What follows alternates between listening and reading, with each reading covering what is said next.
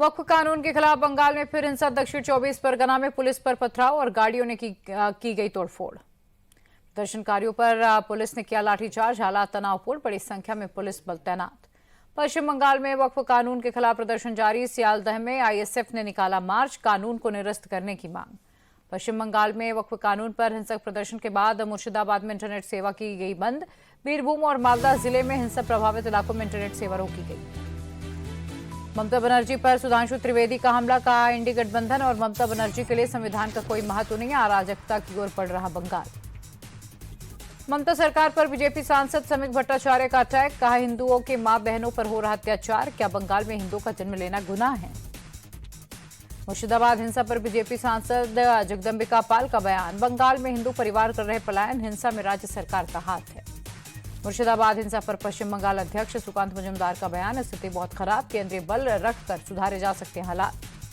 मुर्शिदाबाद में हिंदुओं के पलायन पर बागेश्वर धाम के धीरेन्द्र शास्त्री बोले, ऐसा चलता रहा तो एक दिन एमपी, महाराष्ट्र, गुजरात से भी हिंदू पलायन करेंगे। धीरेन्द्र शास्त्री बोले, दुर्भाग्यपूर्ण है, हिंदुओं को एकजुट होना होगा, हिंदुओं के खिलाफ ये योजनाबद्ध तरीके से किया जा रहा। मुर्शिदाबाद हिंसा पर सपा विधायक अबू आजमी का बयान, हिंदू नहीं कर रहे पलायन, राष्ट्रपति शासन के लिए जानबूझकर खराब किया जा रहा माहौल। हिंसा के बाद ममता के मंत्री फरहाद हाकिम का बयान, हिंदू बंगाल के अंदर ही पलायन कर रहे, जो होना था वो हो गया, बंगाल में सब कुछ ठीक। बंगाल के मुर्शिदाबाद में हिंसा का मामला, सुप्रीम कोर्ट में दाखिल की गई जनहित याचिका, हिंसा की जांच के लिए एससी की निगरानी में एसआईटी के गठन की मांग। इमरान मसूद के भड़काऊ बयान पर यूपी के मंत्री संजय निषाद बोले, ये लोग तुष्टीकरण कर रहे हैं, इन्हें संतुष्टीकरण करना चाहिए, जनता को जो संतुष्ट करेगा उसी की सरकार रहेगी। इमरान मसूद के बयान पर यूपी के डिप्टी सीएम केशव मौर्य का पलटवार, कहा कांग्रेस के बड़बोले नेता कुछ भी कहें, देश की जनता पीएम मोदी के साथ है। वक्फ कानून को लेकर फारूक अब्दुल्ला बोले, हम वक्फ एक्ट के विरोध में हैं, ये कानून संविधान के खिलाफ। वक्फ कानून को लेकर हो रहे प्रदर्शन के बीच all India Muslim personal law board के मुसलमानों से अपील, बोले कानून के दायरे में और शांतिपूर्ण प्रदर्शन करें। गुना में शोभा यात्रा पर हुए पथराव के खिलाफ वीएचपी और बजरंग दल का प्रदर्शन, उग्र प्रदर्शनकारियों पर पुलिस ने किया लाठीचार्ज। गुना एसपी संजीव कुमार सिन्हा बोले, फिलहाल स्थिति नियंत्रण में, असामाजिक तत्वों के खिलाफ सख्त कार्रवाई होगी। गुना में शोभा यात्रा पर हुए पथराव पर बागेश्वर धाम के धीरेन्द्र शास्त्री बोले, ये बहुत ही निंदनीय घटना, दोषियों के खिलाफ बुलडोजर एक्शन हो। हिसार में पीएम मोदी ने कांग्रेस पर निशाना साधा, बोले कांग्रेस ने वोट बैंक का वायरस फैलाया, इन्होंने एससी एसटी और ओबीसी को सेकंड क्लास सिटीजन बनाया। मोदी बोले, कांग्रेस ने बाबा साहेब का हमेशा अपमान किया, बाबा साहेब के विचारों को खत्म करने की कोशिश की, लोग संविधान के भक्षक बन गए। मोदी बोले, कांग्रेस ने दोबारा अंबेडकर को चुनाव हराया, कांग्रेस बाबा साहेब को उखाड़ फेंकने में लगी थी, अंबेडकर को सिस्टम से बाहर रखने की साजिश की थी।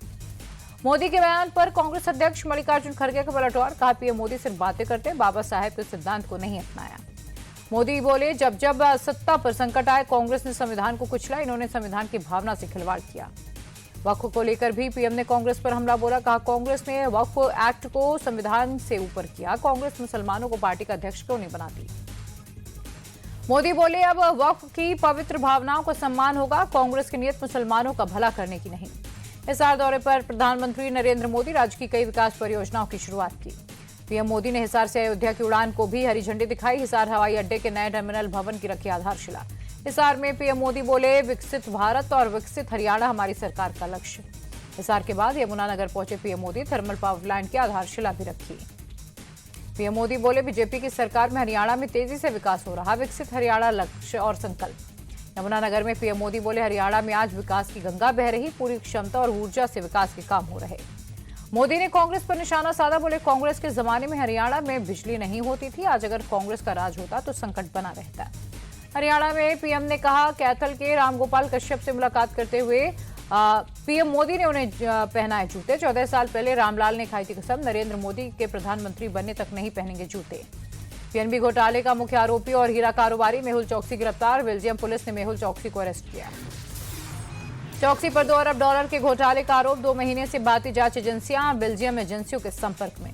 लंबे समय से फरार चल रहा था चौकसी, भारतीय जांच एजेंसियों ने चौकसी को बेल्जियम में देखने के बाद बेल्जियम सरकार से गिरफ्तारी की मांग की थी। सोर्सेस के मुताबिक गिरफ्तारी के बाद चौकसी ने बेल्जियम की अदालत में जमानत याचिका दी है, स्वास्थ्य कारणों का हवाला दिया है। इलाज के सिलसिले में यूरोप आया था मेहुल चौकसी, वकीलों के मुताबिक वह गंभीर बीमारी से पीड़ित है। मेहुल चौकसी के प्रत्यर्पण की कोशिश में भारतीय जांच एजेंसियां, सोर्सेस के मुताबिक एजेंसियों ने 3 महीने पहले प्रत्यर्पण की एप्लीकेशन दी थी। मेहुल चौकसी की गिरफ्तारी पर केंद्रीय वित्त राज्य मंत्री पंकज चौधरी बोले, चौकसी की गिरफ्तारी बहुत बड़ी सफलता। बाबा साहेब भीमराव अम्बेडकर की आज 134वीं जयंती। दिल्ली में संसद परिसर में राष्ट्रपति द्रौपदी मुर्मू ने दी श्रद्धांजलि। नरेंद्र मोदी संसद परिसर पहुंचे, संविधान निर्माता भीमराव अम्बेडकर को दी श्रद्धांजलि। बोले, बाबा साहेब के सिद्धांत विकसित भारत को मजबूती और गति देने वाले। उपराष्ट्रपति जगदीप धनखड़ संसद परिसर पहुंचे, बीआर अम्बेडकर को श्रद्धांजलि अर्पित की। लोकसभा अध्यक्ष ओम बिरला ने भी बाबा साहेब को श्रद्धांजलि दी। बीजेपी अध्यक्ष जेपी नड्डा ने भी श्रद्धांजलि अर्पित की। कांग्रेस सांसद सोनिया गांधी संसद परिसर पहुंची, बाबा साहेब अम्बेडकर को श्रद्धांजलि अर्पित की। लोकसभा में नेता प्रतिपक्ष राहुल गांधी भी संसद परिसर पहुंचे, बाबा साहेब अम्बेडकर को दी श्रद्धांजलि। कांग्रेस अध्यक्ष खड़गे ने भी बाबा साहेब को दी श्रद्धांजलि। आज बाबा साहेब अम्बेडकर की 134वीं जयंती। यूपी सीएम योगी ने बाबा साहेब अम्बेडकर को श्रद्धांजलि अर्पित की। ट्वीट कर लिखा, बाबा साहेब सच्चे अर्थों में भारत रत्न और लोकतंत्र की जीवंत पाठशाला थे। लखनऊ में सीएम योगी ने बीआर अम्बेडकर को श्रद्धांजलि दी। डिप्टी सीएम ब्रजेश पाठक ने दी श्रद्धांजलि। इंदौर के मऊ स्थित बाबा साहेब अम्बेडकर के जन्म स्थान स्मारक पर बड़ी संख्या में पहुंचे लोग बाबा साहेब की जयंती पर श्रद्धांजलि अर्पित की। मध्य प्रदेश के महू पहुंचे सीएम मोहन यादव, बाबा साहेब अम्बेडकर को श्रद्धांजलि दी। बाबा साहेब का जन्म स्थान है महू। मुंबई में सीएम देवेंद्र फडणवीस ने बाबा साहेब अम्बेडकर को दी श्रद्धांजलि। डिप्टी सीएम एकनाथ शिंदे और अजित पवार ने किया नमन। बिहार चुनाव से पहले पशुपति पारस का बड़ा बयान। पशुपति पारस ने अकेले चुनाव लड़ने का ऐलान किया। कहा, बिहार की सभी 243 सीटों पर हमारी तैयारी। पशुपति पारस के एनडीए छोड़ने पर बोले जीतनराम मांझी, एनडीए को नहीं होगा कोई नुकसान।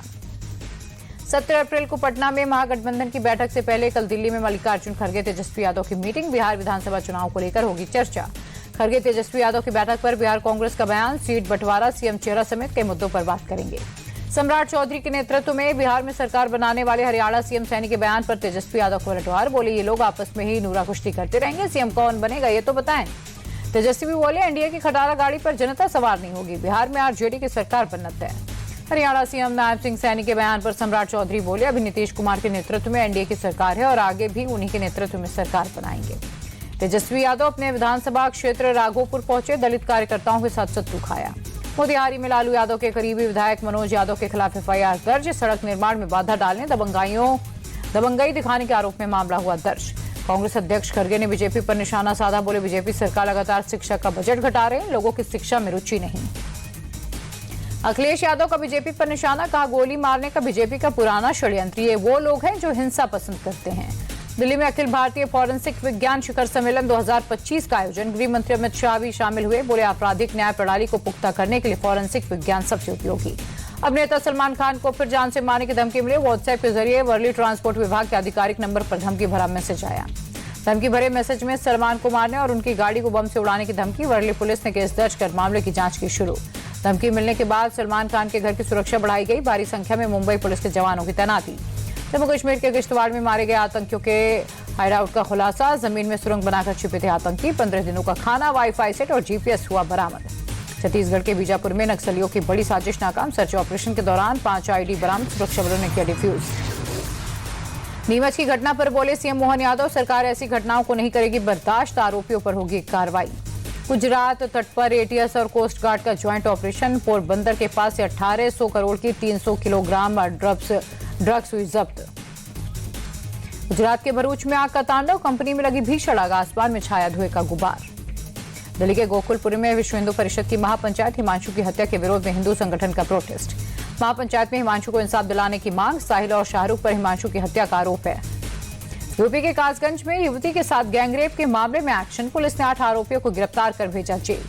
मुजफ्फरनगर में हिंदू युवक और मुस्लिम युवती से मारपीट के मामले में एक्शन। पुलिस ने 6 आरोपियों को गिरफ्तार किया। राम जन्मभूमि मंदिर के गर्भगृह के मुख्य शिखर पर कलश किया गया स्थापित। राम मंदिर ट्रस्ट के महासचिव चंपत राय ने शेयर की तस्वीरें। सोने के दाम में दिखी 100 रुपए की गिरावट। देश के ज्यादातर शहरों में 95,600 के ऊपर हुआ भाव। चांदी के भाव में दिखी 100 रुपए की गिरावट। 99,900 रुपए हुई कीमत। देश की टॉप 10 कंपनियों में से 5 का कंबाइंड मार्केट कैपिटलाइजेशन 84,559 करोड़ रुपए बढ़ा। पिछले कारोबारी हफ्ते हिंदुस्तान यूनिलीवर लिमिटेड को हुआ सबसे ज्यादा फायदा। एसबीआई ने एफडी की ब्याज दरों में की कटौती। अब 1 साल की एफडी पर मिलेगा 6.70% ब्याज। 2000 करोड़ का आईपीओ ला सकती है विकफिट कंपनी ने। 3 इन्वेस्टमेंट बैंकरों को किया हायर। इसी साल आ सकता है पब्लिक इशू। एथर एनर्जी के आईपीओ का साइज फिर घटेगा। पोस्ट मनी वैल्यूएशन का टारगेट कम करके 12,000 करोड़ किया। भारतीय सेमीकंडक्टर उद्योग का राजस्व 2030 तक बढ़कर होगा $108 अरब। ऑटो पार्ट्स उत्पादन की बढ़ेगी क्षमता। यूबीएस की रिपोर्ट में दावा। कंप्यूटर मैन्युफैक्चरिंग कंपनी एमएसआई का बड़ा ऐलान, back to back summer sale की लॉन्च। 31 मई तक खरीद पर मिलेगा 45% तक डिस्काउंट।